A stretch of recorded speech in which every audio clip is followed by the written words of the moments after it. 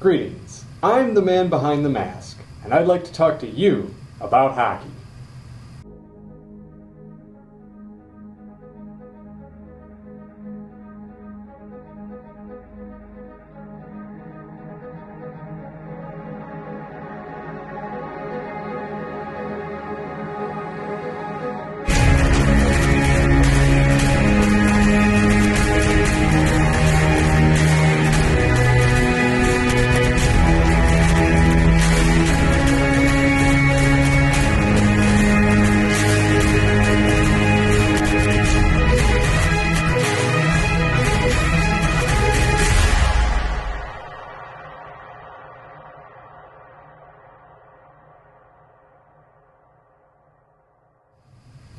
Yes, let's talk about hockey, the show that journeys through the history of the sport of ice hockey from its disputed origins to the game we see today.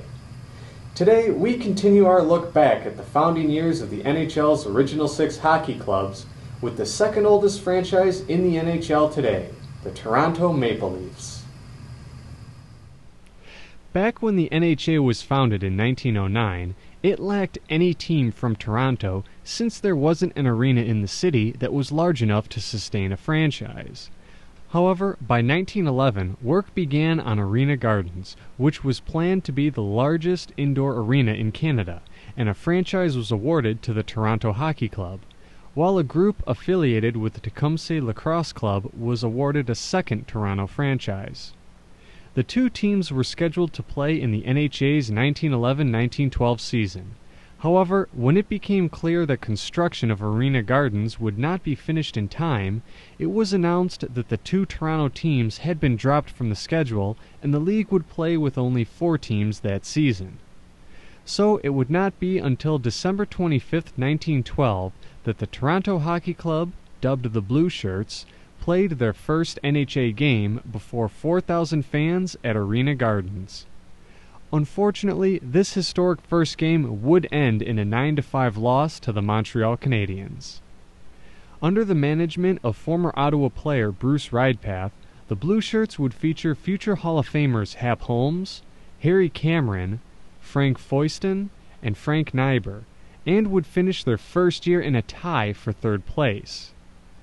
In just their second season, though, the club faced some upheaval, as Ridepath resigned as manager and the club was sold to Frank Robinson. But, despite these managerial changes, the Blue Shirts would finish the season tied with the Canadiens for first place, forcing the NHA to hold a playoff series to determine the league champion. Though Toronto would lose the first game of the series 2-0, they would storm back in Game 2 to beat the Canadiens 6-0, and take the series and NHA championship by a total goal score of 6-2. From there, the Blue Shirts then partook in a best-of-5 challenge series with the Victoria Aristocrats of the PCHA to determine who would claim the Stanley Cup. Though Victoria would put up a good fight, Toronto would win 3 games in a row and sweep the series for the 1914 Stanley Cup title. However, the next season, the team fell to 4th place in the 6-team NHA, with a record of 8 wins and 12 losses. Additionally, the club's owner, Frank Robinson, joined the Canadian military in 1915, leaving the Blue Shirts ownerless. Sensing an opportunity, Eddie Livingston, owner of the other NHA Toronto club, the Shamrocks, purchased the Blue Shirts from Robinson and became the owner of 2 NHA teams.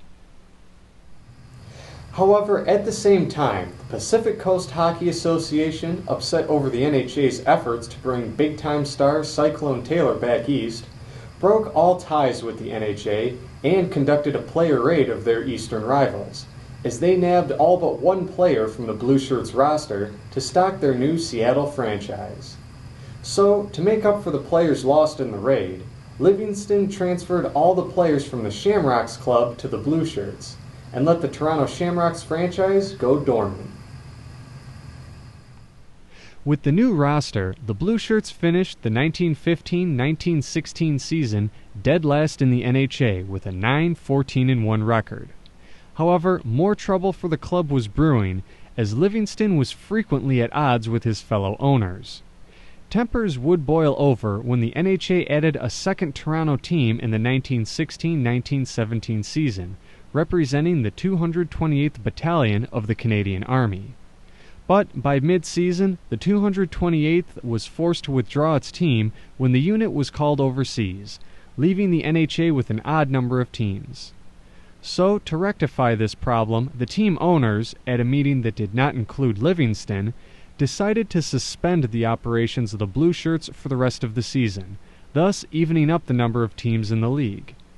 So that the Toronto players were not left out, though, they were all given to other NHA teams for the rest of the season, with the plan at the time to return the players to the Toronto franchise for the next season. But with Livingston stepping on so many toes, the rest of the league wanted him out. So before the start of the 1917-1918 season, the NHA owners announced that the league would not operate in that year, and about 2 weeks later, all of the owners, except Livingston, announced that they were creating a new league, known as the National Hockey League. Though Livingston was not invited to participate in the new league, the other teams still wished to have a team in Toronto, and also needed a fourth team to balance the schedule due to the Quebec Bulldogs' decision to sit the season out.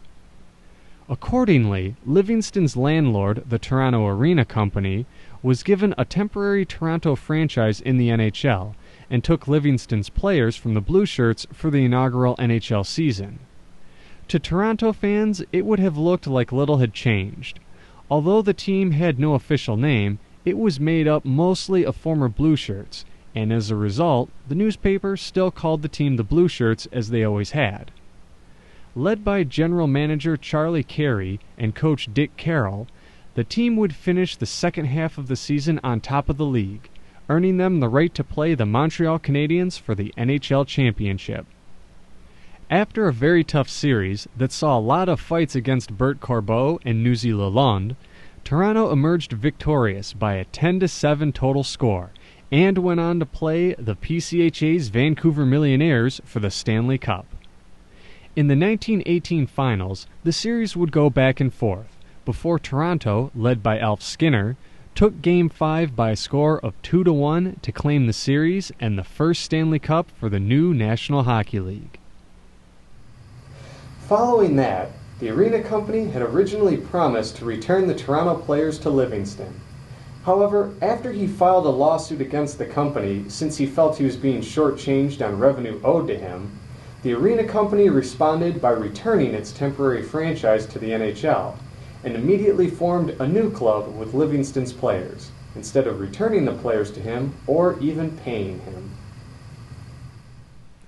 The new Toronto Arena Hockey Club was a self-contained corporation within the Arena Company's corporate structure, and could thus exist separate from any legal action. This new club then immediately applied for membership in the NHL, and was quickly admitted as a full-time member in good standing. At the same time, the Arena Company board decided that only NHL teams would be allowed to play at the Arena Gardens, effectively foreclosing Livingston's efforts to resurrect the NHA. The Livingston suit would drag on through the courts for nearly a decade, and although the courts ultimately decided in his favor, he never did get his team back.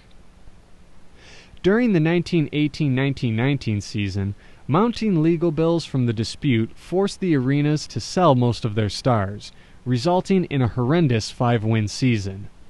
With the club losing money and no hope of catching Ottawa and Montreal in the standings of the 3-team league, they requested permission to suspend operations in late February of 1919 and put the team up for sale after that. It wasn't long, though, before the club's manager, Charlie Carey, put together a group to purchase the club that mainly consisted of the people who would run the senior amateur St. Patrick's team in the Ontario Hockey Association the previous year. After the deal was complete, the new owners renamed the team the Toronto St. Patricks, or St. Pats for short, and changed the jersey color from blue to green.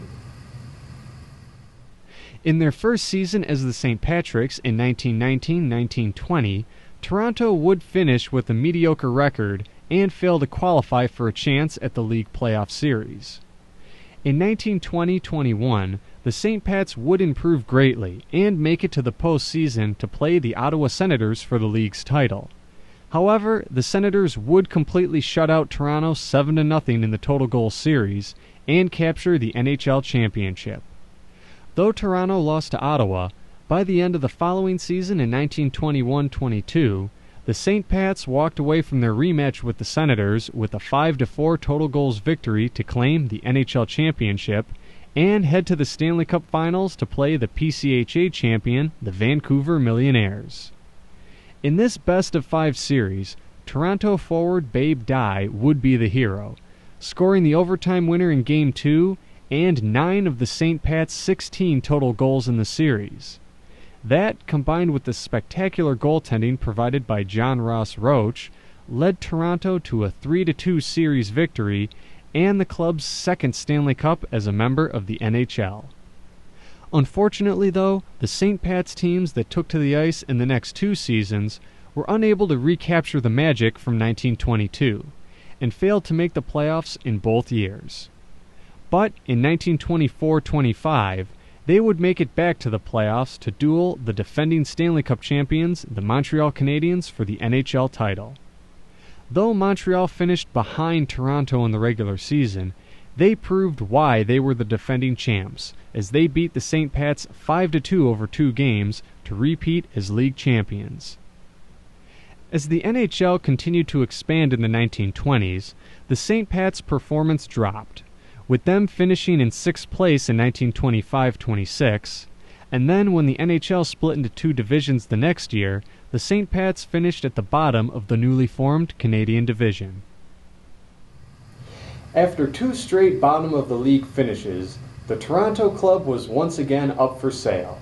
And while a $200,000 bid from a Philadelphia group was seriously considered, Toronto varsity graduates coach Conn Smythe, with the help of a St. Pat's shareholder, was able to convince the St. Pat's ownership to sell the franchise to him and his own ownership group for $160,000.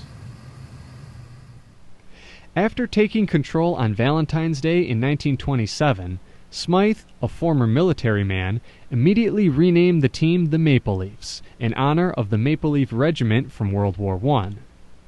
Since assuming this new identity in 1927, this hockey club from Toronto has established itself as a legendary franchise, responsible for housing numerous hockey greats and creating multiple dynasties of dominance in its near 100-year existence.